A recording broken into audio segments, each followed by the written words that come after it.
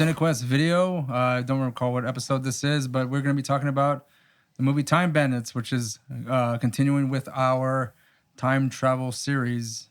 And of course, those contributing to our time travel discussion and facing the mic properly, we have Daniel. Hello. To my right. Roland to our left. And myself, Ray. Okay. In this movie, we're actually, again, if you have heard our Time Cop episode, we're kind of focusing more on the aspects of time travel in these movies. We're going to be discussing, of course, the characters, a bit of the plot, but mostly how they represent time travel. By doing it? Yes, but like what consequences does it have? What freedoms does it allow them to do? Like, I don't know. And if none of you have heard of the movie Time Bandits, which I hadn't, this is the first time I had seen it. Did you see it when you were younger?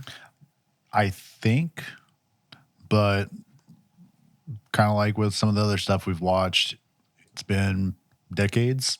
So I can't say I've never heard of this movie. I have heard of this movie, but I mean, it's just a movie that kind of just I caught it on flew under my radar. TV a few times when I was never seen it until recently. a wee laddie. I mean, this movie is basically a movie made for kids. Yes. With a lot of darker themes. But I think in the 80s, there were a lot of movies that were made for kids. Yeah, a lot of movies made for kids that were... This was before they had the movie ratings and shit out, wasn't it? When was Gremlins? Because that was when they made PG-13. It was for, I think, the first Gremlins movie. And I'm not exactly sure when the MPAA started cracking down on these bullshit. films. Yeah, when they started ruining good stuff for all us kids. I mean, it didn't stop you, but you know. Before we continue on, if you are listening only on audio, you can also get a nice surprise if you go over to YouTube, because you will see us actually talking about the movie on video. In which case, you can not only follow on whatever streaming platform you're listening, but you can subscribe and comment below. Continue the discussion on the YouTubers. Tell us we're great. Only that we're great. Those exact words. If you can actually rate us like 5 out of 5 stars, just in the comments below, just to boost our ego, right, a little bit. Just in case you don't understand, it is only 5 out of 5. There are no other numbers in there, so any rating is we're gonna take it as. Or you could just put 5, the number 5. Yep, that works. And that'll be good too. You don't have to put 5 out of 5 or whatever. You know, just simple 5. Yeah, we don't need to know your scale. We just want to see the 5s. Yeah. You know, because 5 out of 5,000 isn't so good, but.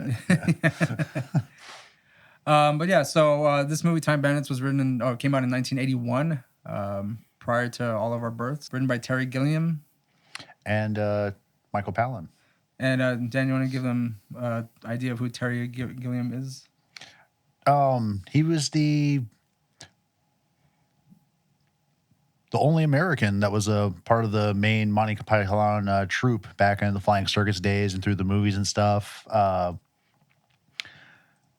And after the Monty Python days, he just got into writing and directing movies. And I can't remember all he's done, but he's done some.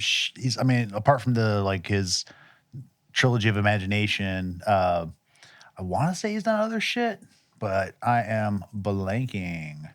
Let's see. Oh, that's right. He did 12 Monkeys, which is another movie we'll be covering. And see, that's a surprise to me. I didn't know he did that, or Fear and Loathing in Las Vegas. Mm-hmm. Holy shit. Oh, yeah. Recently, I think Adam Driver's in that movie, but The Man Who Killed Don Quixote, it's supposed to be pretty decent, but I hadn't heard about that one. I have not checked it out, but I saw it more from the lens of a Star Wars fan. Since Adam Driver was the Kylo Ren, and then Terry Gilliam was attached to the project, and I was like, ooh, former Python, fuck yeah. And again, if you're completely new to the term Monty Python, they did movies. They did Flying Circus. They did Monty Python and the Holy Grail, Life of Brian, Meaning of Life. Those are the movies. Yeah, there's supposed to be another movie out there that I think is Python-esque called Meet the Ruddles, where it's I've never seen it, but it's supposed to be a parody on like the Beatlemania of the 60s. Oh, okay. And evidently George Harrison, who is also attached to the Time Bandits project, as well as The Life of Brian, he's supposed to have a cameo in there to kind of go, yeah, the Beatles are all right with, being made fun of or being spoofed. I mean, early Beatles movies like Hard Day's Night or even Help, like they're pretty much. I mean, it's just like campy shit that they're doing, and John Lennon seems like a joker until he starts getting all serious and shit later on in his career. But Yeah, well, that's thanks Yoko. I think it was a joke that he told here and there, but I don't know. He seemed more fun. I mean, have you listened to Imagine? That song's hilarious. The naivete. Roland, what about you as far as like Time Bandits? Yeah, like I said, I'd watched it when I was a little kid on cable TV.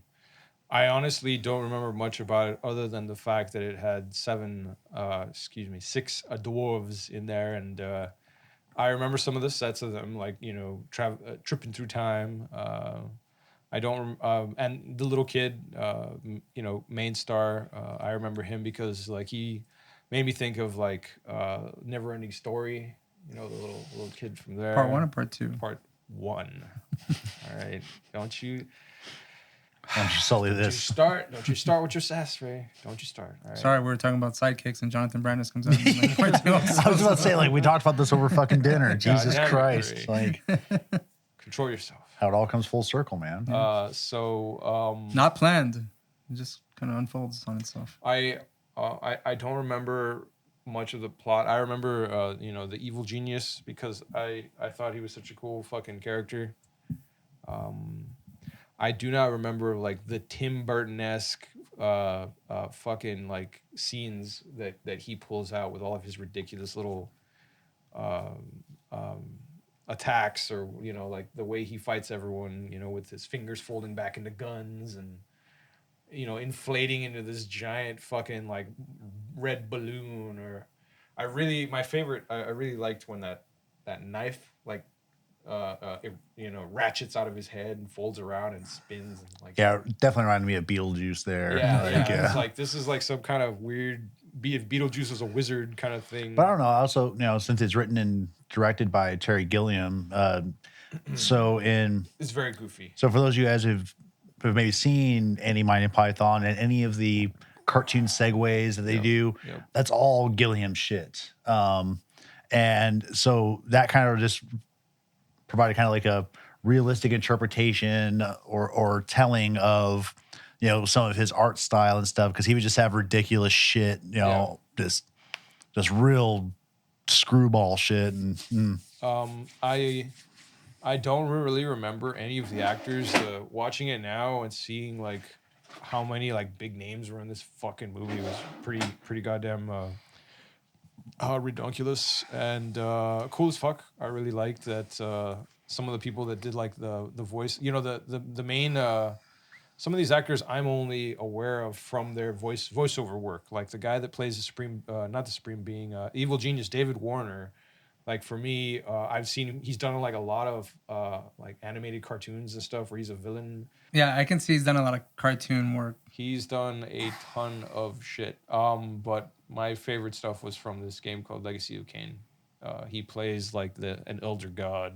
Well, that's the filmography of the cast. So we'll see you next time. Yeah. We're out of time, guys. Aside from that, there was Ian Holm, Sean Connery. Yeah, we had, like I said, Sean Connery, John Cleese, Shelley Duvall, Catherine Hellman, who is also, who's the boss? She's the mom. Come on, who's the boss? Come on, don't act like you don't fucking know, right? No. I never figured out who it was, though. Was it Angela or was it Tony? You know what? We're gonna detour on this episode and start talking about who's the boss now. Angela or Tony? Leave a comment below. Who was the boss? So maybe that's decided off screen, but still on screen as far as who's had the most work since the show? Damn, that's a tough one. I don't know. What's Angela doing? Sorry, Judith Light. And we're only Probably counting, pushing up daisies. like most of these people. No, I think they're all still alive. Oh no shit. Yeah. I think Tony Danza was like a teacher at some point. Like an actual teacher. Yeah. No, I think he was. And then I remember sometime within the last like 15, 20 years, he came back to TV for a short while for some bullshit. Didn't they do like? Oh yeah, right. Your life doesn't have to end once you become a teacher. But you wish it just generally does. Yeah. Those are the lucky ones. So like, let's talk about the synopsis of this movie or the plot. We have a kid named Kevin, who has pretty lame ass parents. Yeah, they're fucking weird. What's the deal? What is the deal with the plastic over the furniture? God damn it. Kevin's like a man of or a child who likes to learn things. You know, he's talking about like what's Greek history or Greek mythology and stuff. Yeah. And his dad's just up his own ass, like watching TV or like reading the TV guide or some shit on his fucking plastic furniture. You never had family that had the fucking weird like plastic wrapped furniture? My grandmother did for a time, but like it. I hated it. But when she got housebroken, she pulled it off. Well, that never happened. She always kept them. I remember it briefly as a small child, but I think as we got older, like they removed it. But I mean, did you still have plastic sheets? No, I never had plastic sheets. Did you? Probably keep the HEB feet off her couches and stuff. No, Ray, I had plastic pants. You're pissing yourself that much? Yes. Let's say piss. Are you telling me like at 5 years old you're fucking like splooging in your pants? No, Ray. Shitting? I mean, yes. No, totally not shit. Anyways, Story doesn't add up. Yeah. Yeah, you keep your mouth away from me. I'm having beer. Don't ruin this. So, again, Kevin and his parents. The movie pretty much starts off with like I guess they're completely disinterested or like negligent. The mom of never the, shuts up about like her kitchen products or whatever. They're very materialistic. Like she loves her toaster oven and her. It almost seems like at the height of was it QVC or whatever? Yeah. Well, I'm okay. Yeah. Imagine that was like TV shopping was what online shopping is today. You know. Was like this is a kitchen of the future. The last time I saw anything where someone was selling something on TV, like some old lady was selling a dildo on some kind of like TV. Wait, when was the last time you watched Flip through TBN, man? TBN? Yeah. They're always selling something on there, man. Well, yeah, but I'm talking about real products, not like your salvation's a real product. Very real. What? All you got to do is send $5 to get a handkerchief with oil on it. That'll save your soul, right? All right. What is that silver shit they sold during the shit, the dude? There's so many fucking. I know Jim Baker's like scams. trying to like clean up again. Fucking bitch. Fuck your book, Jim Baker. Piece of garbage ass motherfucker. Anyways, so these views are not not representative of these views are highly representative of MoQuest Studios. Completely endorsed. But yeah, I mean, his dad is just as tied up into the commercialism as well, or materialism. Yeah, he just wants to drink a beer and watch TV. Mostly, well, doesn't he? no, the thing is, you know, Kevin's sitting there talking about, Agamemnon, Greek warriors, how they're trained in like 23 types of like unarmed combat, and he's like, yeah, well, this has a 2-stroke motor or whatever, like. Yeah.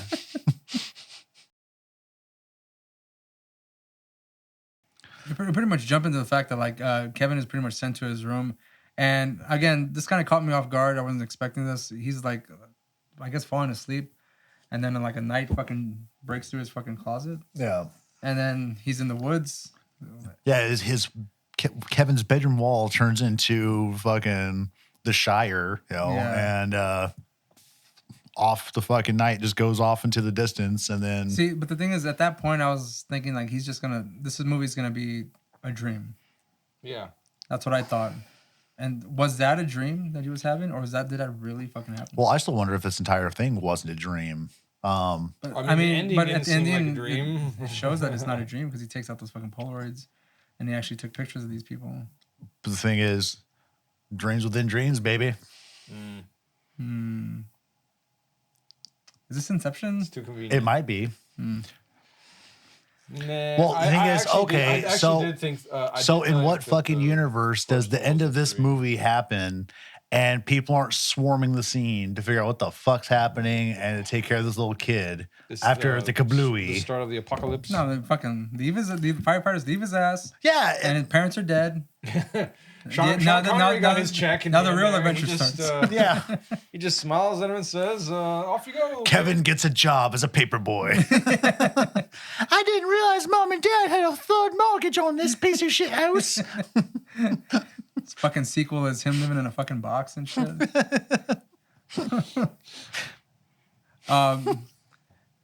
I'm trying to remember what happens the next night. Does he try to tell his parents, or like he just kind of keeps that to himself? No, he keeps it all to himself and he decides to go in like He tries to Hardy prepare for Boys it. mode, you know, he gets like- the He gets a flashlight and shit. Yeah, he lies down. flashlight, camera. Catch him or whatever. And Tries to go to bed early so he can go because he's so excited. It's like Christmas. Yeah. You know, it's not the first time like kids kind of taking charge and not like express to their parents that there might be some kind of thing going on in the closet or under the bed, like that Little Monsters movie with Fred Savage, Yeah. like sets up the whole booby traps to catch the monsters and shit like that.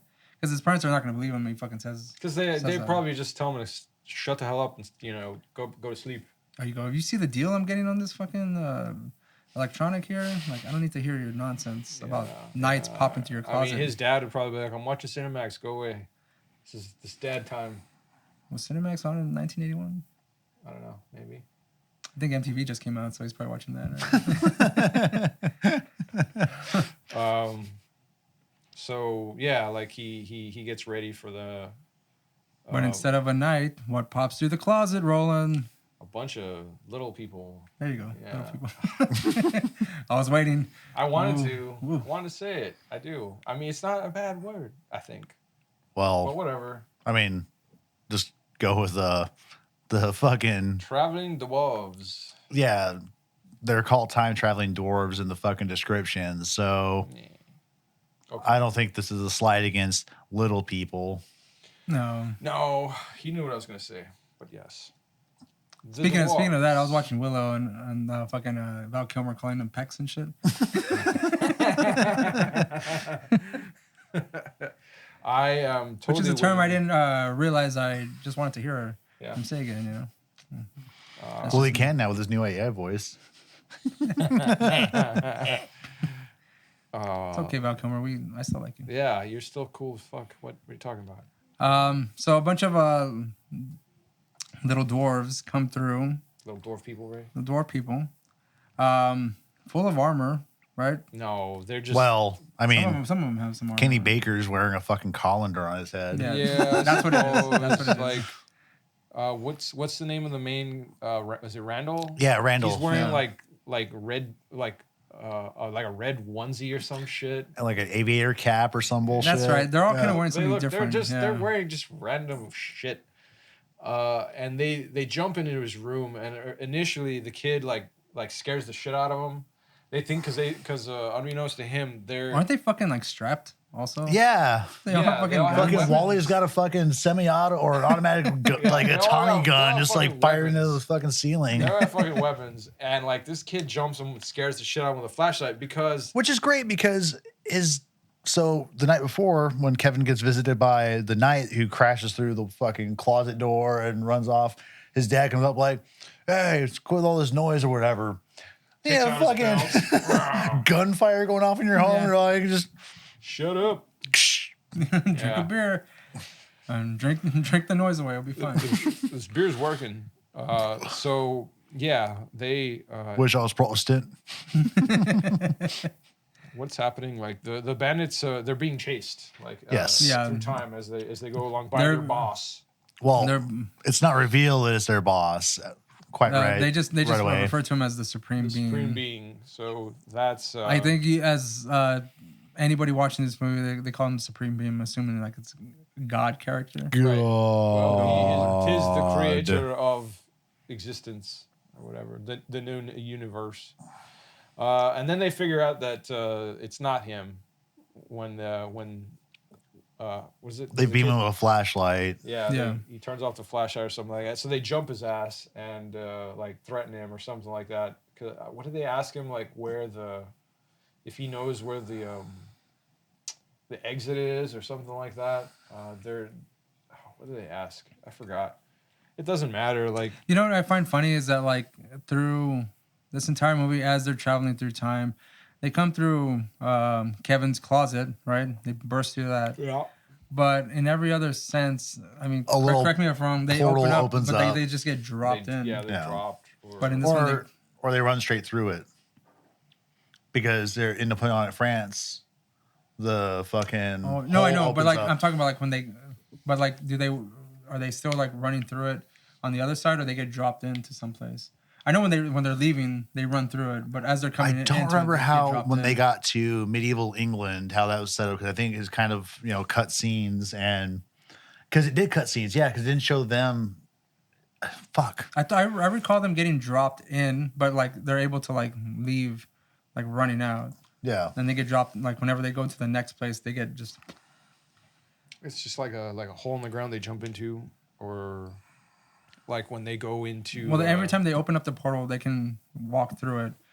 what? When they actually get When to they the other exit, place, when they're that entering, sounds right. they get dropped, and I just it's weird because I mean it's just like a small detail, but they crash through his closet, and then they push the wall to get to the whatever. Right, yeah, the other wall end. does some like goofy stretching fucking animation or whatever. They push the wall of the kid's room, and it just like extends out like 30 feet or some shit. Before we like start talking about like where they go, who they meet, what are the reasons for time travel? Oh well, I'm not sure if this is a time travel movie though. what do you mean? Well, why not? I mean, they are time traveling. Would you rather refer this as a heist movie then? Is that what you mean, or No, what? I'm not sure if they're traveling in time or if they're actually traveling to parallel dimensions.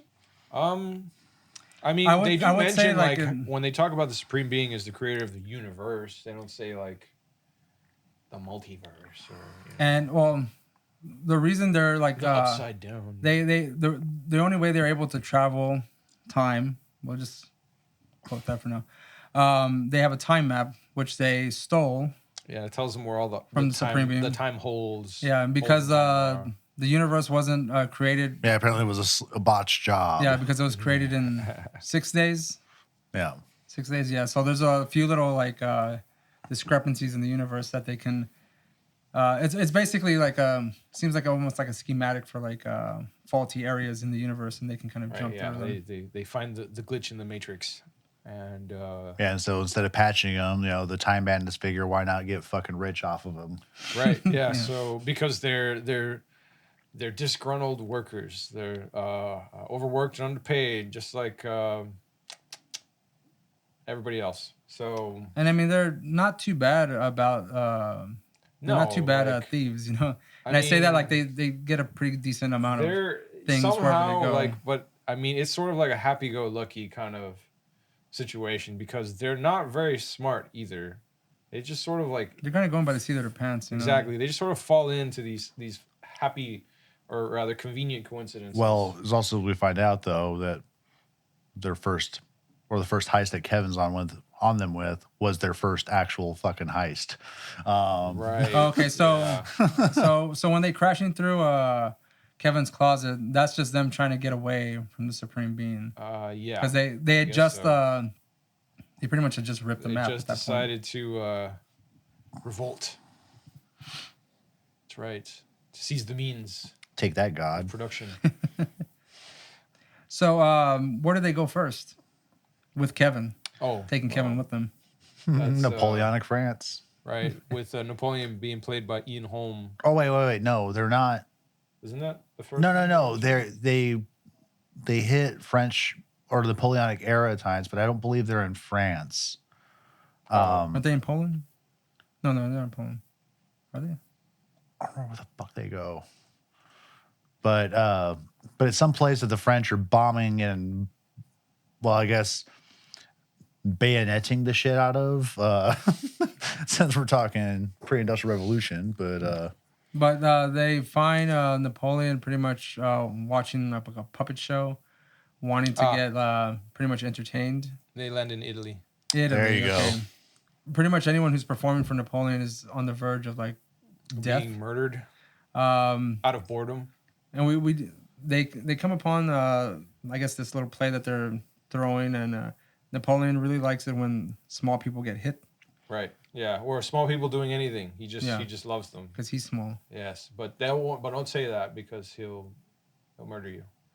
And he's small, but he's not Time Bandits small. So he fucking loves them when they show up, and they save the show because like right before they show up, the director's about to fucking eat a bullet. He's about to shoot himself in the head.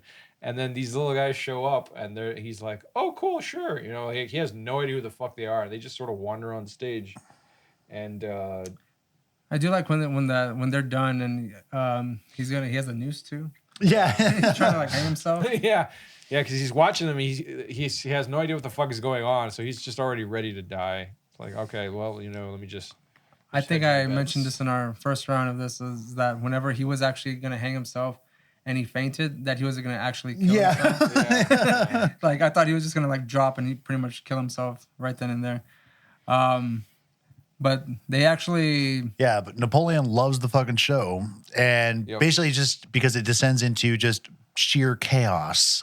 Because they start bumping into each other and getting fighty. So they end up in a fucking big brawl. And Napoleon just eats that shit up and wants an encore, goes up, kisses the director of the show on both cheeks real quick. and he ends up firing all of his fucking military advisors and shit. Yeah, because they piss him off. Promotes the Time Bandits and Kevin. So the next time we see them, we're at a banquet hall, and Napoleon's getting hammered to talk about all these various greats of the past, like Alex of Macedonia and Alexander, all that shit. And talk about how short they were or how diminutive they were, but it's an adorable scene because everyone of the Time Bandits and Kevin are now in like French officer regalia. It's fucking cute, man. It's really funny. I thought I was very surprised by like the production value of the sets in this movie. Like they're all just fucking elaborate. Oh my man, when you have a beetle helping you out, it's got to be top notch. Yeah. Speaking of which, like, what was I know we usually do that later, but what was the budget on this motherfucker? So because getting in. So it's $5 million. Yeah. So that's how much that guy got for mortgaging his. What did they say? One of his offices. Yeah, he mortgaged one of his offices to bankroll this film. Basically saved it. Like, how big was his goddamn office or whatever? Well, no. He probably just had to do that on top of other money he was funneling out. His own, he got Beatles bucks. Dude, George Harrison, man. I mean, come on, man. He's fucking rich as shit. When did this movie come out? 81. How rich was he in the 80s? Already at that George Harrison? Probably picking up like Beatles royalties left and right still at that point. But he had already done like All Things Must Pass and shit like that. And that was probably a fucking huge hit too for him. Word. And he's probably still making money off of his previous. Oh no, that came later in time. Well, I mean, was this during the Traveling Wilbury days with Roy Orbison? Well, I was thinking about when he helped bankroll Monty Python's Life of Brian, which I think came out in the late 70s. Late 70s, yeah, because 83, I think, was Meaning of Life, which was their last movie. So yeah, for a second, I was like, oh fuck, he fucking bankrolled Time Bandits and then did Life of Brian. That's really killer of him. But well, I mean, he's friends with these guys. So I mean, well, yeah, and so I was thinking about the budget and set design and stuff because it was fucking impressive. But then you also have a lot of big name dudes there. But actually, how big was Ian Holm at that time? You have Sean Connery. Yeah, but Sean Connery, as we're watching that little video about like 10 things you didn't know about by this point, like just a huge. Well, yeah, star. but I wonder how much, since he liked the script and kind of jumped on it, maybe he just was like, I don't need much money. You know, like, I don't know. No, like he was already. Because it was fucking probably more of a passion project for him. Like, rich as balls. I mean, the guy was.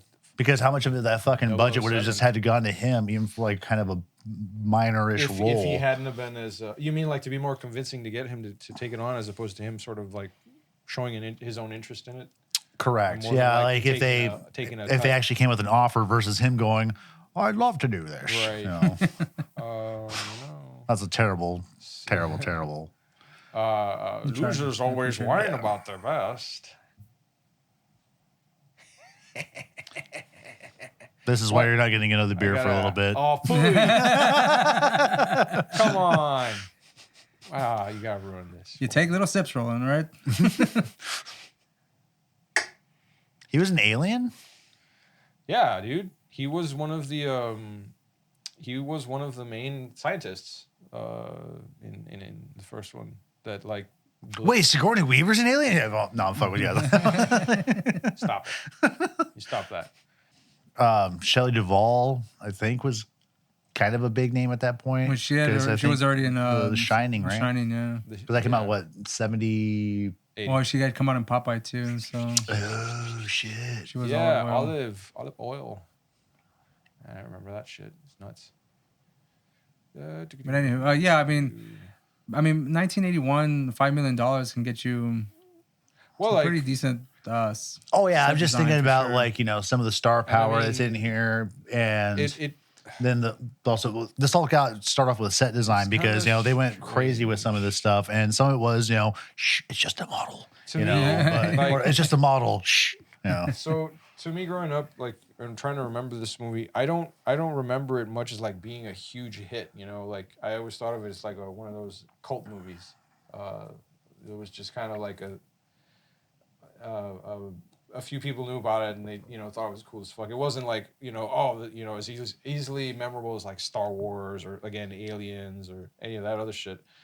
Which is strange to me, mostly because they seem to have made back like a lot of fucking money as far as the box office numbers went. Like if the budget was $5 million, and it says there that they made $42.4 million back. So like that seems like a pretty successful.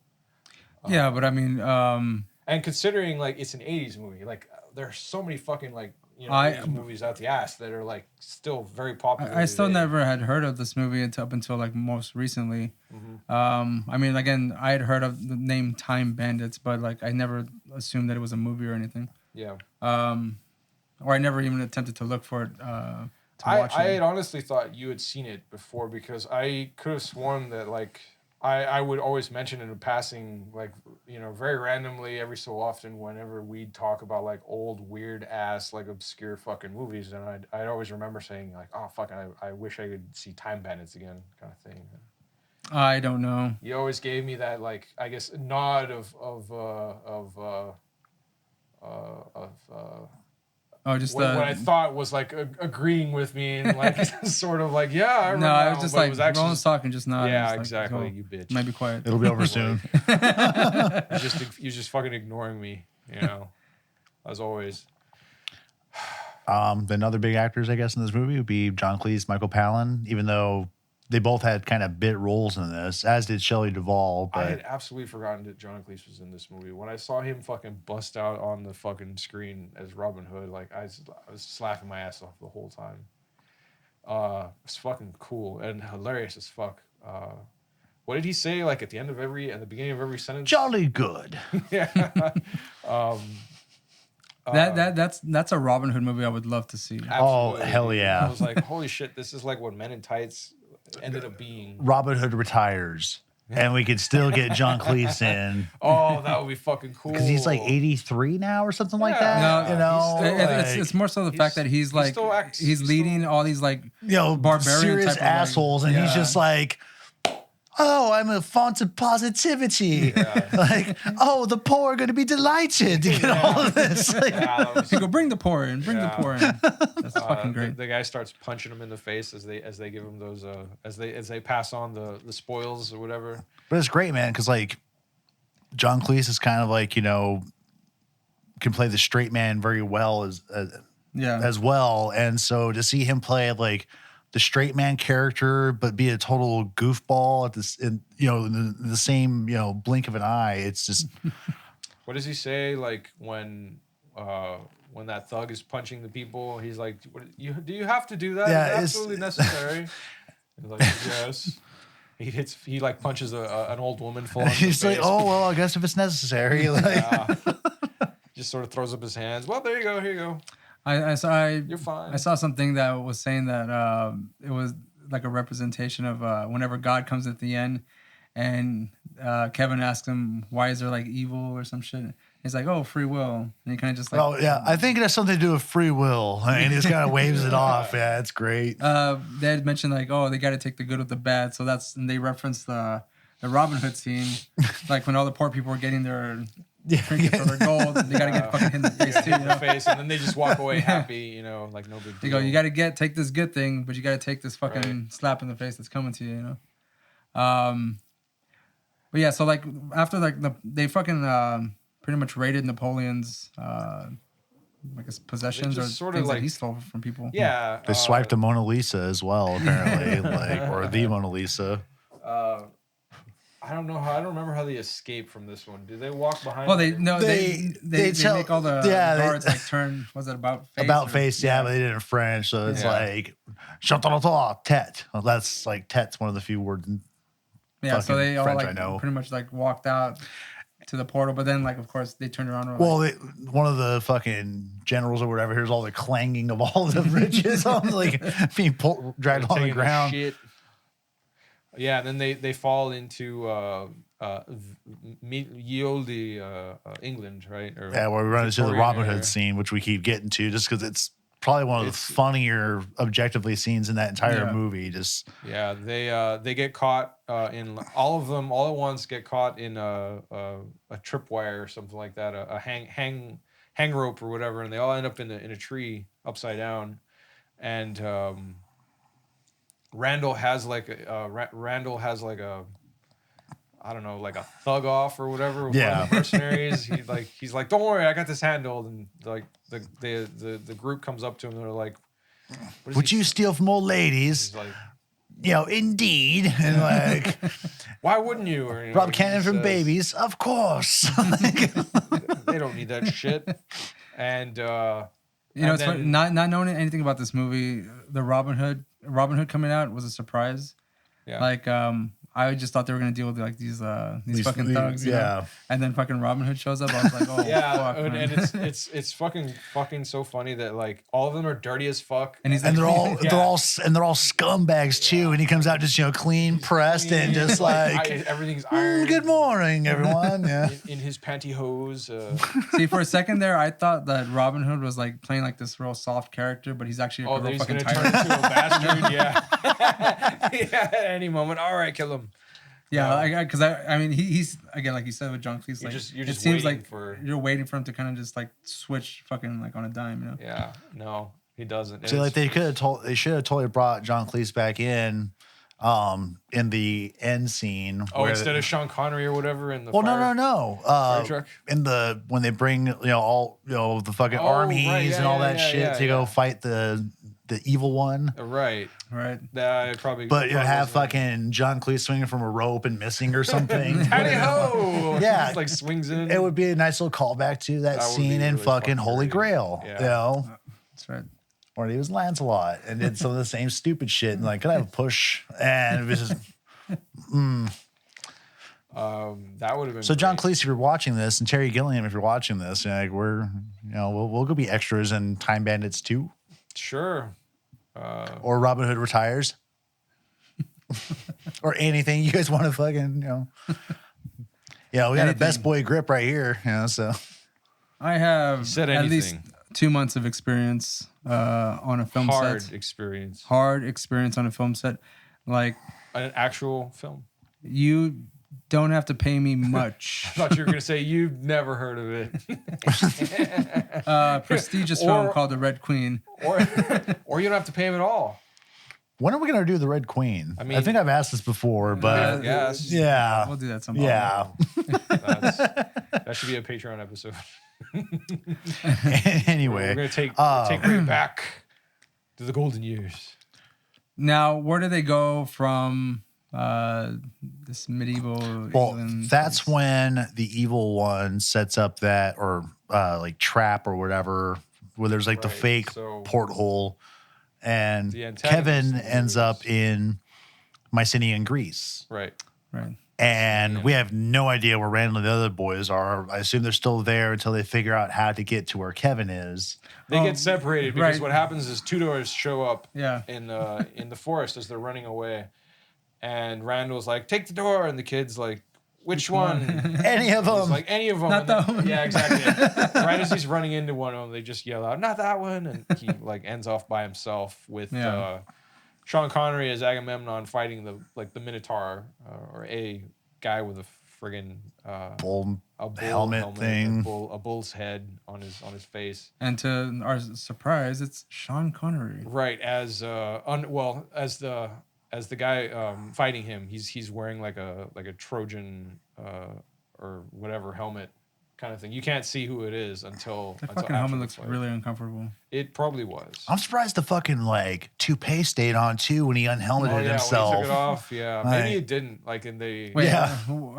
when did Sean Connery start going bald? Like, wait, fuck, dude. Like, I mean, this in the was in the 70s and 80s. I shit? mean, I thought he was still yeah, but like, his hair didn't look like that, dude. You know, it's the curliest. I mean, look, No way. there's that, look at that hairline. That's probably from the 60s. Yeah, that ain't curly, dude. This is his fucking James Bond. how old was Connery around this? How old is fucking Connery? Right He now? Connery's was like, he's dead, but he was like, he was like in his Sean Connery 80s. died? Really? He's dead already? Yes, dude, he died last year. He was 90. He was 90 Did he die of COVID? last year. No, I think he just No he shit. had some. I mean, the hospital probably said it was COVID, but Yeah, they want the cut. get that But money. no, man, he's got Oh, so he was like 70. he's got like straight wavy hair or whatever, and in this fucking film, like his hair is like curly. Is he as 70 years fuck. old? When he died? Yeah. No, dude, No, he was 90. 90. He was old. Oh, I'm That's thinking, 2020, not 2000, bud. Yeah. Right. Hello. All right. No, It like literally says 90 right above that. so. I think he'd been wearing a toupee for quite some time. So he was like in his fucking 50s. I just Yeah, thought, see, he was like 50, 51 when he did Time Bandits, dude. Oh shit! Wow. Okay. Yeah. like Sean Connery, man, the guy like did not. You had no idea how old he was. Look Yeah, at he's any of 72 these as Bond films. right there. Yeah. So I just thought when I saw this film, I was like, holy fuck, it must have been hot as fuck over there because, I mean, it looked like they were in the actual desert. This wasn't one of those. Oh, yeah. It didn't look those, like a set. Yeah, those on-set On-set. location things. Like, holy shit, dude. Or on-location sets, rather. You can feel the heat Yeah. in that one. Yeah. It looked, So dry. God damn. Dusty. Well, it's like, Fuck. in fucking the first Star Wars movie, they were in fucking Tunisia fucking filming that shit. But that was fucking, super frigid. amazing. So yeah. So what exactly is Kevin doing in this? Like he finally gets his father figure that he's always Yeah, wanted. Oh man, he gets his pops. He doesn't want to leave. Yeah, Would he you want to knows. leave if Sean Connery was your fucking dad? Like I mean, if no, Teaching you are you magic? kidding me? Yeah, Right? right. Teaching you. you're pretty much gonna be the heir to this fucking like throne and shit. Like Yeah, it just happens to.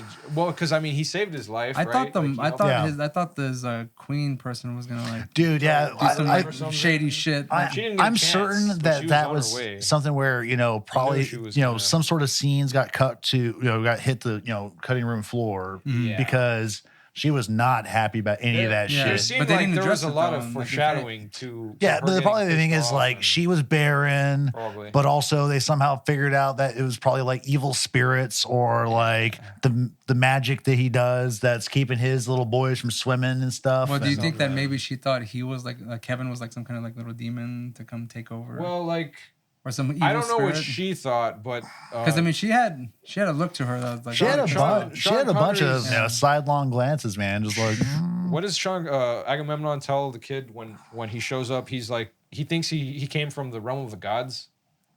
Like he asked him, yeah, because are you of Hold on, Mercury? Are you of Hermes? Are you of Zeus. Who sent you? The gods, Zeus, Apollo, Athena. Yeah, and then and the kid was like, I don't know, like I just want to go back to my friends. And he's like, okay, cool. And then he whips out this soul stealing device, and he's like, yeah, right. He doesn't fucking bat an eye at all. Exactly. He's like, my son. Like just okay. Look at you with your evil magic, stealing people's souls. That's so cute. I'm gonna show you real magic. He pulls out the fucking coin out of his ear. Man, all you fucking need is Kevin to like open the thing with like the film, and he's like, "Oh my god," you would have fucking flipped this shit, man. So yeah, like the kid's fucking like happy as fuck to meet Sean Connery or whatever. But I mean, then we get the bandits in disguise coming to steal Kevin back. Yeah, that was really funny. Like I knew how that scene was gonna end, and it was just very, very slapstick or whatever when they disappear, and Agamemnon's there, just like. It just so happens that the time portal is right. Yeah, there, right in the middle of the stage or whatever that they're performing at. They hide under that. Is that where the term plot holes come from? Give me another. Thank you. Thank you. That deserves another Good beer. job. Where was my applause? It was there. And you expect to get another beer? It was. How fucking dare you? I was clapping on the inside, in my heart. You were clapping those ass cheeks. Yeah, that's what I just started thinking. That's not the inside, bitch. That's the OnlyFans. You gotta pay for that. That's down low. Okay. Yeah, that's Patreon shit. If you want to see Roland clap his ass cheeks, donate to our Patreon from a seated position. Oh, and subscribe too. While you're at it, subscribe. All right. He's not gonna put one in. Subscribe. There's gonna be nothing here. Twitter. Follow Instagram. Nothing here. Nothing there. It's not gonna hit the. This bit is already ruined. So I promise you. Bullshit. But yeah, but there did seem space for Agamemnon's wife to try to have Kevin thrown in jail or banished or something shitty to happen to him. That's literally what I thought was gonna happen. Like, just by looks alone and her stink eye. Yeah, and all the stink eye that she was giving him. I was like almost certain she was gonna do some fucked up shit to Kevin. Some witch powers. Nope, nothing. That was like a straight, I guess an abandoned plot line or whatever. I still thought it was the funniest way how that era ended with them just sort of like, what happened? And then, where do they go from there? Is it to the from there, Titanic? Is that when they're like? Yes. Yeah, they're Titanicing. Sorry, I was just thinking about trying to get some ad money from Shiner just now. Just like, hey, Roland, it's nothing finer than a Shiner. That's right. And no, then you go cans. You pass it over and you're like. Yeah. Quenches your thirst. The Texas way. Yeah. I just really don't like all that commercialism and marketing. There you go. To quench your thirst or satisfy your hankering for not being commercial, here, drink one of these. Your addiction can be supported the Texas way. Yeah. Do you want a beer? I'll take one. Yeah. This is not an Anheuser House.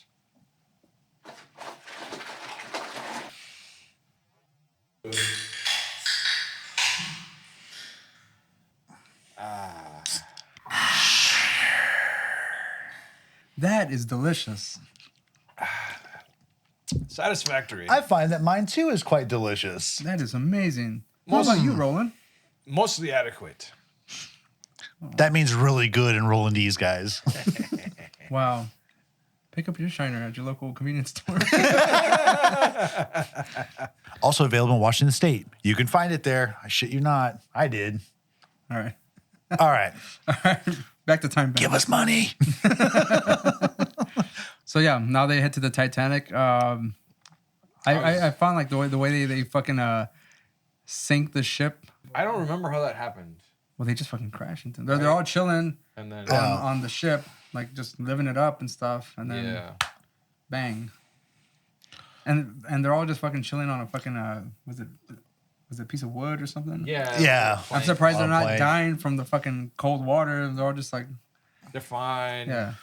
They're Might I say that because Kevin at this point is fucking pissed Right. Yeah. He didn't at want to the go. Time Bandits because he didn't want to go. Like he was going to be just live in ancient like, Greece no, I'm and happy. be great. And they're like, no, you're not. You need to come with us.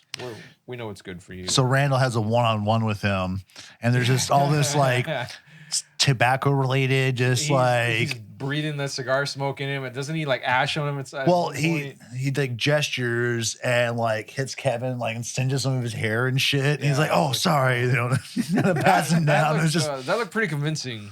The good old days when you can blow a cigarette smoke or a cigar smoke in a kid's child's face. Child's face, yeah. and the kid just sits there and takes it. Doesn't even bitch. They just do a little, and you go, "Shut up, toddler." Don't be a pussy. Yeah, you need the minerals. it'll fortify your bones. That's right. Give your hair that luster. What doesn't the evil one does he send the ship? No. Where does the ship come from? I forgot. It's just there. Oh wait, you're talking about the next scene, right? Yeah, because they're in the water. Yeah, they're in the water. Yeah, and so then there's a ship that's out there that's just sort of coming. Yeah, well, when they fuck off to the Age of Legends or whatever, right? Yeah, it's just that ship's out there, and yeah, but it doesn't seem to be a plot because I think that the whole idea of just that ship is that's not from that particular time, was it? No, it's the Age of Legends. So like, no, because they did another time jump at that point because it was a thing of because apparently it's not necessarily important whether or not a time hole actually is where you are. It's believing that there could be a time hole or something. I didn't understand how they. No, it's there. Yeah, so the power of make believe once again, right? And yeah, because it was like in the middle of the ocean, and they didn't want to go at first because they're like, we're floating on on a plank in the Atlantic. Yeah. They're like, no, let go, trust us. I'm like, well, here we go, abandoned plank, and they pass through a portal and end up in another ocean. Exactly. right.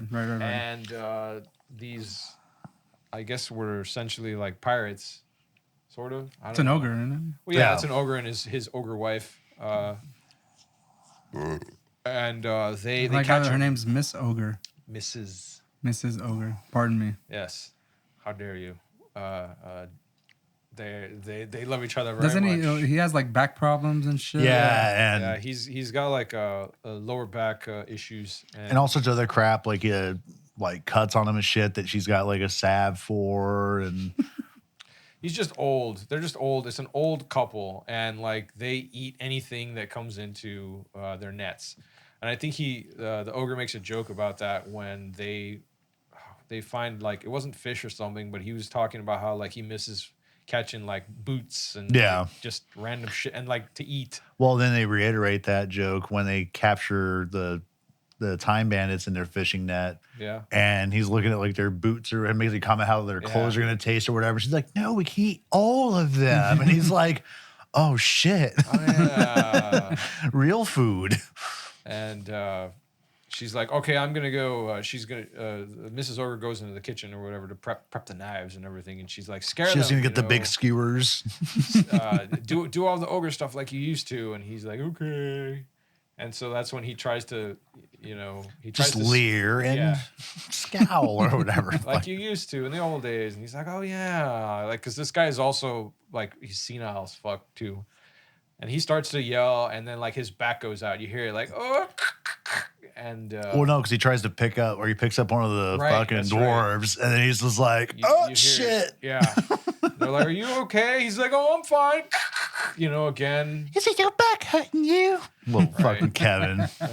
And so they all grab his arms and legs and try to stretch him out, and basically they make him feel better. Right, they make him feel better. He's just like, oh, this is amazing. Like, oh, I feel great, and then I was just looking at that. I'm like, that would make you feel worse. I don't. Okay, whatever. Movie magic. Are you an ogre? Chiropractic was different in the Age of Legends. Right.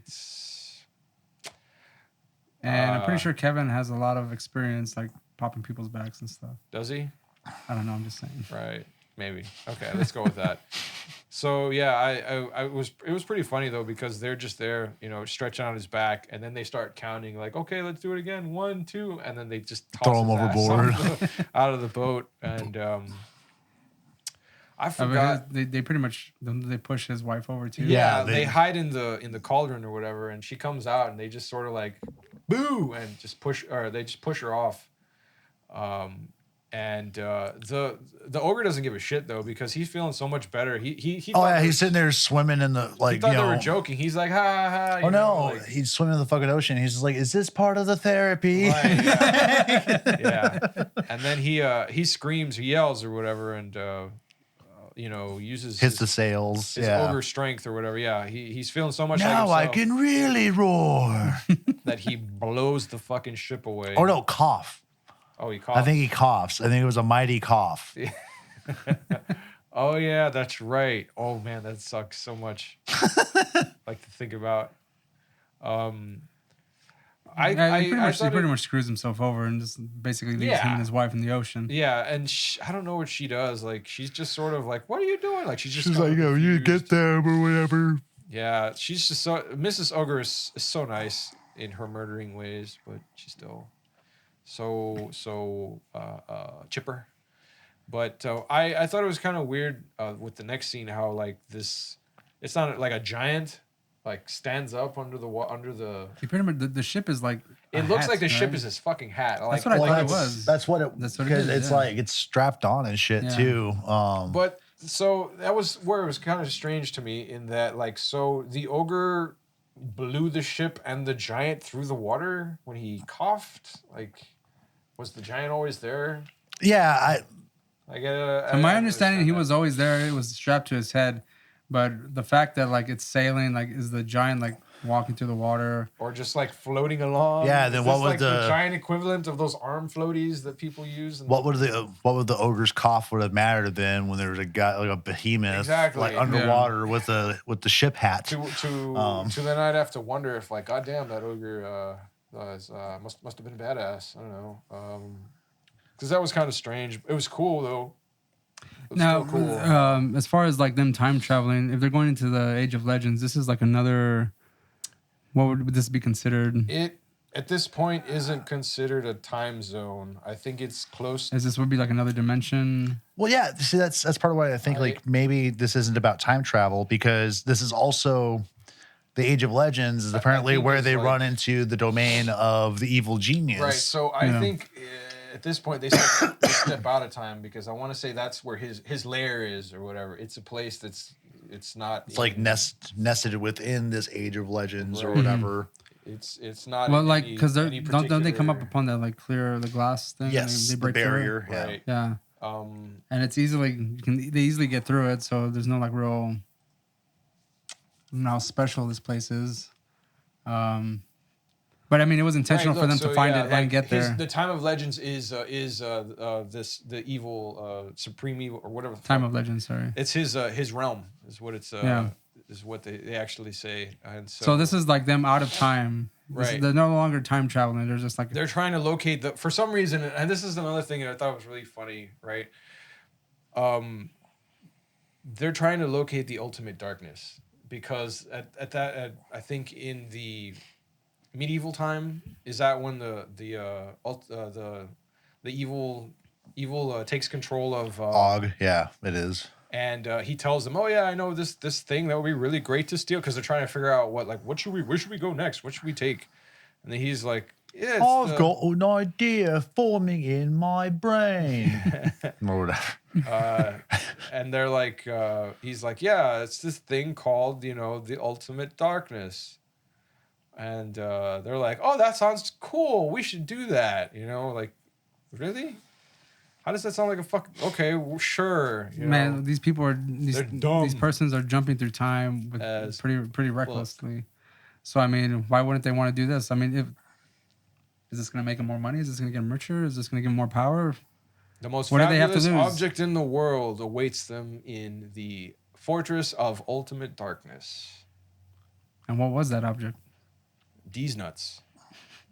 No idea. It was that didn't fucking exist, but it was just a trap. But it was like the super kitchen of the future or whatever. Like, It was a double toaster oven. What did they say? No, I don't think it's ever. it's ever specified. No, that's what they stumble upon, though. Like, it was part of the trap of the evil genius. Oh, right. When okay, yeah. I remember now. He appears like he's on a QVC show or whatever. Or like a game show sort There of we thing. go. Like, oh, what do our winners have here? And it's like, oh, look at this, super deluxe, badass kitchen set thing. Yeah. And then he tricks him and traps him and separates them, and takes the map for himself. I was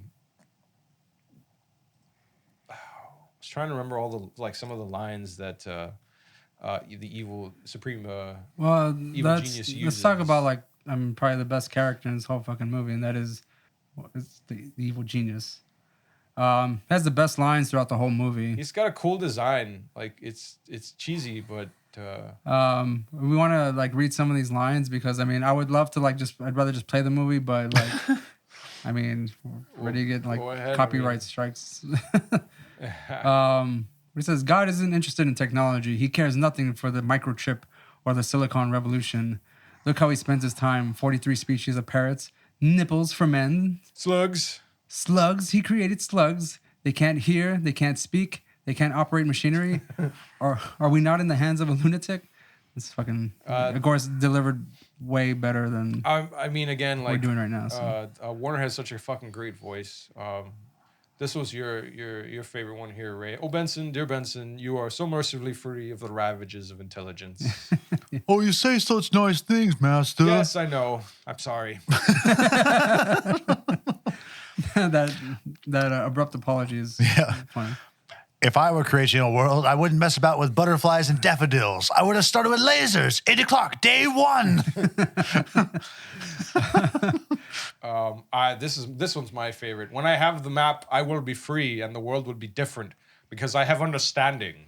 Understanding of what, master? Digital watches, and soon I shall have understanding of video cassette recorders and car telephones. And when I have understanding of them, I shall have understanding of computers. And when I have understanding of computers, I shall be the supreme being. It's funny that he's saying all that shit, and now we have that.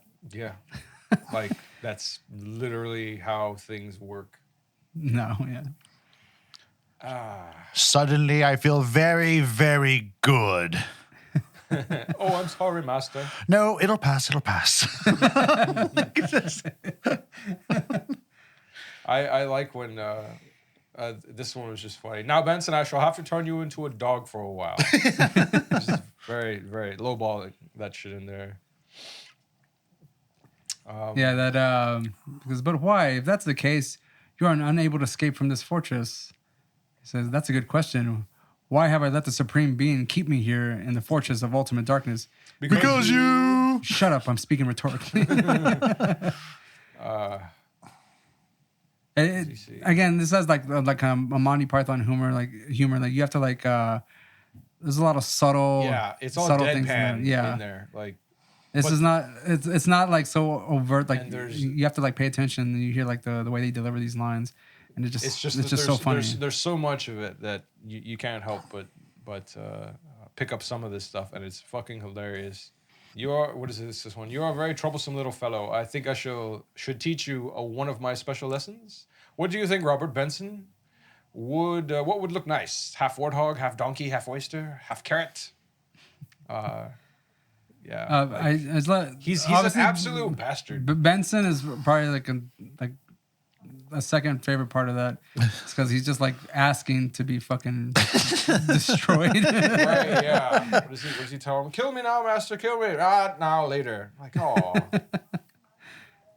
And what are they wearing? They have plastic over their garbage. Heads and shit. They're wearing. They're like the fucking furniture from the beginning of the movie. Yeah, you got to make up for all the cool shit that the evil genius is wearing. Yeah. With his cool helmet and stuff. Or is that part of his head? It's never really clear. I think it's part of his head. I don't know. I just realized that one guy has a huge horn. They have a rhino horn. Yeah. Now they look like they're wearing. And if I separate, I can drink out of it. Garbage bags and shit. This just looks like old Doctor Who fucking costumery, man. Yeah. he's got such a cool design. Like everything, like, it's just weird. And It's just, how does he expect to type with those fucking fingernails? He's gonna learn computers, particularly the old fucking keyboards, man. You know. I'm pretty sure he will adapt yeah, so he can learn. his fingernails will fold back just like they do when he uses those finger guns. And there you go. Pew pew. Yeah. He will have the understanding of computers when he takes the typing class. So, I guess what is the overall like theme or message in this movie? Like, I mean, time travel seems like a very minuscule part of it. I don't know. Terry Gilliam seems to like be going into some like deeper. Do you think so?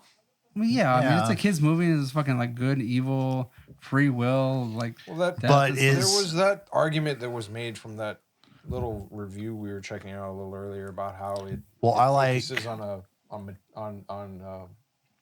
materialistic. hyper materialism Yeah. or something like that, where everybody's just obsessed with having stuff. And I mean, I'm gonna say it's somewhat prophetic if it's talking about computers and shit like that. The technological dawn, The dawn of the technological revolution. Oh, yeah. bullshit. But yeah, but I, totally armchair philosophizing right here, but I think it's a critique against, like God, and God isn't all that good, because particularly, when they finally do meet the Supreme Being, and like, why is all this going on? Very And he's like, blasé and flippant about everything. yeah, and he's just like, oh, it's good to see like my little experiment worked or whatever. Right, yeah, like, they- what they experiment? even- Evil. they And I'm like, what the even, fuck? So when the Time Bandits confront him about, like, they're apologizing, stumbling over themselves. Well, I mean, if we haven't like brought it up, I mean, the Time Bandits are pretty much what, like angels. I think they like they're they former mentioned angels and something stuff like like that. Yeah, I think it's intimated that they are, or insinuated that they are angels, because like how they talked about how I think it They was help. Og hasn't had like a thought in over 1,000 years, and how they're there, tending the gardens and stuff. Right, they helped and- create the forests and all of the the trees and the plants, and they actually got kicked over. They made a shitty tree or whatever. They're real proud of it, but it was shit, and so like they end up getting got demoted to like shrubs or something. or- something like that, and that's when they get disgruntled. But I thought it was pretty telling. Oh yeah, in and how- then another thing about like problematizing like the goodness of God. well, I was, There's when they get their jobs back, and he tells them like, okay, yeah, but you get a 17% cut in pay or whatever. yeah, they're like, oh, thank you. But it was but retroactive to the beginning of time or whatever. Right, yeah, so they have to pay him. Yeah, so like thank you. Well, I am the nice one. He, so Supreme Being even tells them when they apologize for taking the map. He's like, "I let you take it. Like, what are you talking about? This is all my plan." I was like, "Is he being serious? Because if so, then he sucks. But if he's not, like, then he still sucks." Well, I mean, because- if you think about it, I mean, just take any like the Book of Job or something where. right, yeah, it's Like all God's according to his allowing the plan. devil to test exist, Job, but yet yes. he knew Job was gonna fucking be like this. And Right. It's this whole like. It's- It's just like God's just kind of like playing. He's just fucking around. Yeah, What check is He's it out just a this experiment. sociopath, man. What's the joke? Kid with an ant farm or whatever. Yeah. Well, I mean, that's what it seems like here. Like he looks like a capitalist corporate. Right, yeah, he's very Corporate much yuppie, dressed like I don't know about a yuppie, but he is dressed like a businessman, Oh yeah, for sure. and he carries that air of douchiness or confidence. All right, that's what I meant to say about him. Didn't mean to say nothing about you, Supreme Being. That go fuck yourself. So, yeah, it was pretty funny, but also very just that was a good point, I guess, about how kind of how fucking strange all of this the undertones for this movie are. I thought most of that was very I guess it was very telling in the end of the movie to me, like with the ending itself, because I was like, is that it? There's not more? Like, Yeah. damn, that's fucked up. Okay, I like this now, but still, it's like, this is supposed to be a kid's movie. That's what I'm saying. Because Like kids movies and kids TV shows back in the day were like had a lot of like His- darker themes going on within them. Like I mean, as a I- kid, you're just like, oh, oh, it's fun, you know. But that's the kind of shit I expected in a horror movie. It's like, you know, when we saw this, like his parents fucking like they're gone. They're up in a puff of smoke or some shit. Because what happens is like after they beat the evil genius, like there's a coal of him left, and they're like, don't touch it, it's concentrated evil, you know. And they send the kid back home, and that like his house burned down, like right, and his parents, for some fucking reason, they pick up the toaster oven and you see the coal in there, and he's like, what does he say? Like, don't touch that, it's pure evil. And then they're like, of course, and poof, like they're just gone. And then that's the end of the fucking movie. Well, then Sean Connery gives him a wink. Yeah. Oh, right, yeah. As a firefighter. As the firefighters drive away, you know, like I thought he was gonna be like, "Whoa, well, come on, kid! Like, come, right? no, Oh, yeah, new daddy. peace out, kid." Yeah, laters. And You then, could be like, our mascot. And then Our dog like just the died. camera pans out to like a view of the planet, right? Yeah. Like I was kind of And then the galaxy, and then it kind of superimposes the map over all of that, Right, and yeah. then the Supreme Being, rolls it up. yeah, it's kind of fucked up. Yeah. Okay, so we sort of went over this earlier, but what did you guys have any particularly favorite scenes aside from John Cleese's Robin Hood? I'll say, well, John Cleese. Masterful. Anytime the evil genius is talking to his little minions there, Yeah. those two primarily. I trying to think of really anything liked the last scene where they have the battle with the evil genius, and he starts doing all this wacky fucking like twisted ass like weaponry or whatever shooting out of him and stuff, and like at one point like he just murders all of his minions in like a wave of his hand when Kevin just sort of asks him like, look, I'll give you the map, but Fucking like, kills Benson the dog. yeah. That's fucking- I thought that was pretty funny and like really fucking dark. Yeah, like his minions are destroyed or whatever, and then like at that point like he turns Benson into a dog and just poof, you just see the dog if I was a explode. kid when I saw this movie, this might like kind of creep me out. Like some A of this little bit. I don't evil think genius. This is it could be on the I could equate it to like Large Right, Marge and fucking like Pee-wee's Big Adventure. Like on a night, just as soon as I start hearing that, even now, like I get triggered in some way because it kind of freaked me out. Even though I like not up until probably like 5 years ago when I watched Pee-wee's Big Adventure that I had like actually stared at that part when she goes. Blah, blah, blah. I could never watch it before. Like it freaked me out that much. it sort of reminded me of like a trauma film where it was just like really dark fucking humor. I'm like, huh. I mean, As long like, as to see if there was anything more like blood and more disgusting shit, like it would, yeah, Maybe. that would definitely be a trauma movie. So yeah, like all that was pretty funny, dark as hell, and very entertaining. I forgot like how do they actually beat evil in the end? Do they shoot him with a laser, or what does he do? Like, is the Supreme Being just I show think up the and- Supreme Being just comes in and goes zzz, Yeah. and turns them 'Cause he into could. fucking charcoal briquettes. Yeah. Yeah, because you could. Well, I had a question. Like, did he? I'm assuming the Supreme Being knew that he wasn't entirely gone forever or obliterated. So, like when I was watching the movie, it seemed like they, in their minds, they thought they got rid of the evil. Well, I But, think like, I think the Time Bandits did, but obviously the Supreme Being, like he sort of suggests that he's never gonna go away. Like he's always, there's always gonna be evil, that kind of thing. So I assume that this was just sort of like a temporary thing just to let them get away or something. well, not necessarily that so much as like Some sort of weird Pandora's box. yeah. Now, Like it was just something that well, evil is again, let loose like- in the real world oh at the no, very end of the movie. like, What does that mean? Like, well, you don't know because it's fucking over. The map gets folded up, Ray.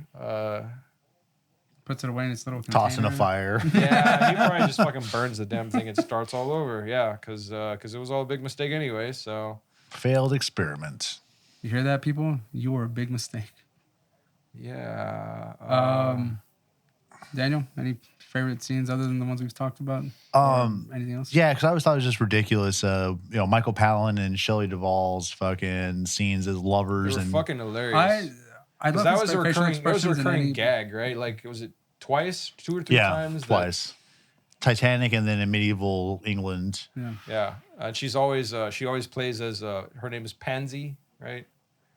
I love Michael Palin and fucking. This is not from this movie necessarily, but I just like when he's speaking, like he has very like exaggerated expressions on his face. When he came out in fucking Meaning of Life and he's like the teacher, like give her a kiss, boy. Oh, well, that was John Cleese. Was that John Cleese? Yes. Oh, that was. That's right. You're right. I'm sorry. He wrote Meaning of Life. Well, one of them. Well, this one's Sure, all the Pythons have writing credits on those. Oh, I didn't know he also helped write this one. So, And A Fish Called Wanda. Most of them come out in that too. If you've never seen that. what was it said that like the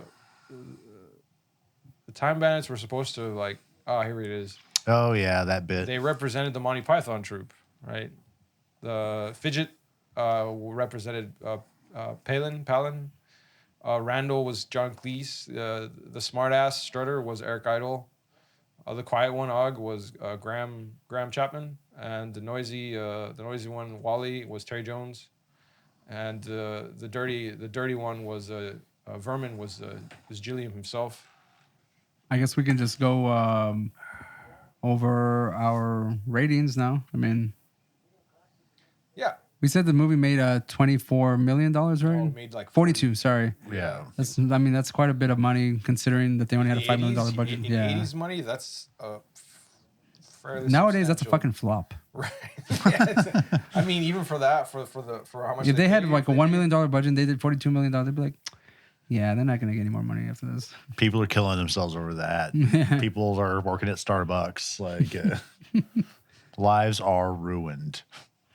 What is that enough for like an iPod? Excuse me, an iPhone? Or, yeah, that's not a thing sure. anymore. The newest iPhone. Maybe. Ratings. Daniel, this is your suggestion of a movie, or what do you give Time Bandits out of Supposed to 5? be mine. It was Bogarted.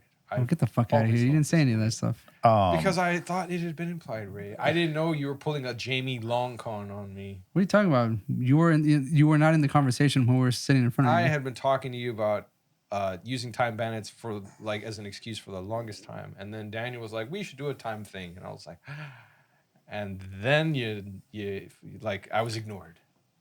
No, you got hammered and you were talking to Janelle. I didn't mean that day. I meant like over time before that, because this was something that had sort of been planned-ish. But the day of, I got drunk and I was like, nee. Wah. Shut the fuck up. Daniel. I really like this movie. I'll give it probably a 3.5 out of 5. I'm just now not so certain it's a time travel movie. So I'm not sure if it fits in this series. You're still thinking about it as parallel dimension stuff, or what? Yeah. I mean, don't they specifically talk in there about how they're traveling through time and stuff? Yeah, but, saying versus doing.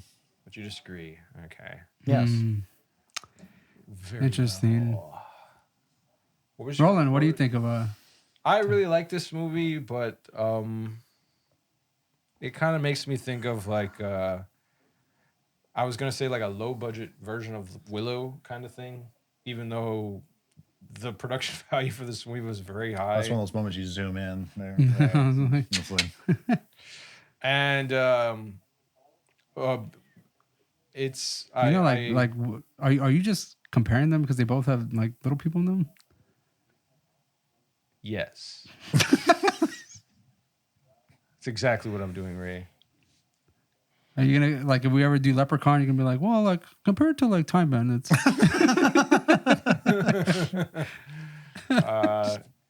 No, I would say shit.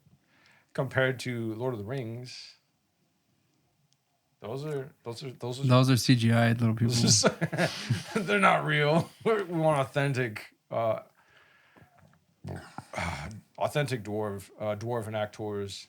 Out of 5, characters. what do you give it? Come on now. Like a 2. I kind of thought this movie was too long. I was bored with Sean Connery's fucking scenes. They were kind of interesting to see, but I was just like, this is bleh. It should have been like 5 minutes of the kid like going in there, realizing he loves Sean Connery's character, and then the Time Bandits just jump in and we're like, come with us, and they're gone. You know, instead of like the whole, like, I don't know how long he was there, but it just stretched on forever. I think it just because not much happened. No, like literally, he's just nothing like pretty happens. much He's just smiling going from in place to adoration place. at Sean Connery, be like, "Daddy, Yeah, this could be my daddy." right. They just happen to both speak English, you know. Like, And then you see the side eye of the fucking queen, I guess, and just like, right. "Fucker, daddy." It's that like that scene couldn't, you know, they didn't need it in there. They kind of wasted Sean Connery, I think, in that it would have been funnier if they just left him in the end as the as the fire truck as the fireman. Right? Just give Sean Connery one Brief cameo. Sean Connery came in for about 20 minutes. Yeah, that's all we could afford. It's 19 minutes of makeup, 1 minute of shooting. All right, so like a 2 out of 5. Yeah, Same. I give it 2 out of 5. Yeah. There you go. I was trying to think of some 2 out of 5 Bensons. There you go. 2 out of 5 Bensons. Okay, We'll see. it's acceptable.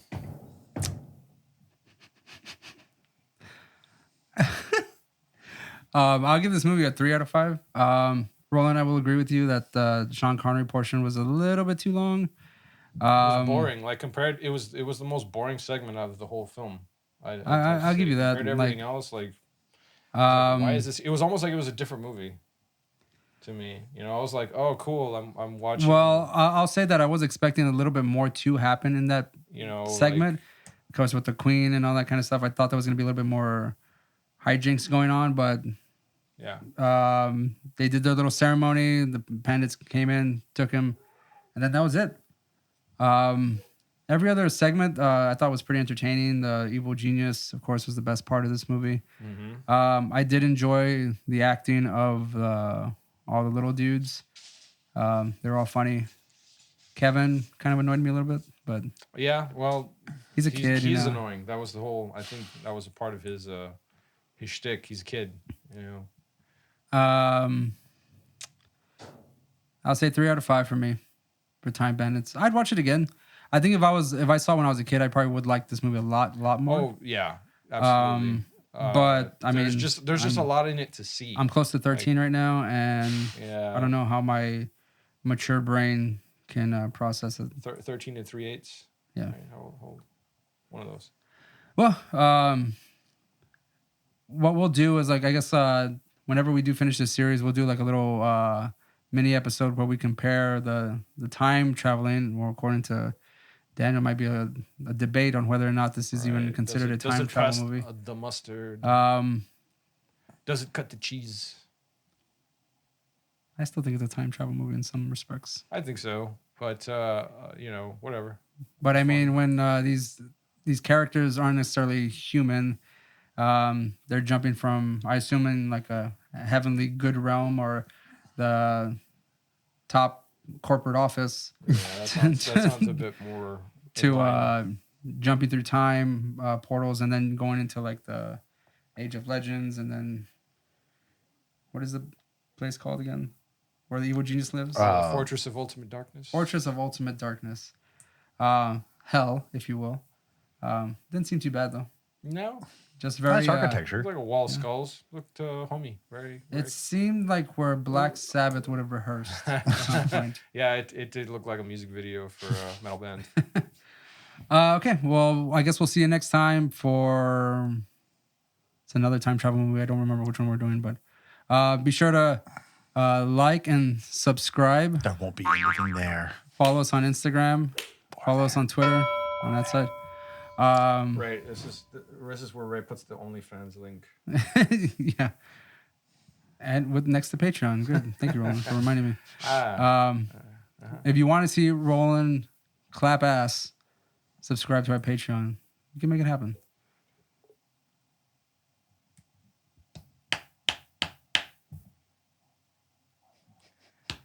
It sounds like a very dry ass clapping, Ray. I don't Are you like wet all the time or something? I moisturized, Ray. Your vocabulary is so Are offensive. you ass leaking? Is that what it Ass is? leaking? God damn it, Ray. Anyways. Again, hydration is important. Importante. We'll see you next time. Again, comment below if you don't agree that this is a time travel movie. You do, you don't. Have you even fucking seen this movie? I don't You think many should. people have, It's but- worth checking out. Do you know what movies are? Well, have fun then. Sorry. Can't help You you. watched, was the TV your babysitter? Because it was mine. It's your surrogate parents. Or Yeah. your real parents. Whatever. No judging. Yeah, just check out the clips on YouTube or something. You can find it. It's there. Evil Genius is funny. Check it out. All right. We'll see you next time. Laters. God damn it, dude.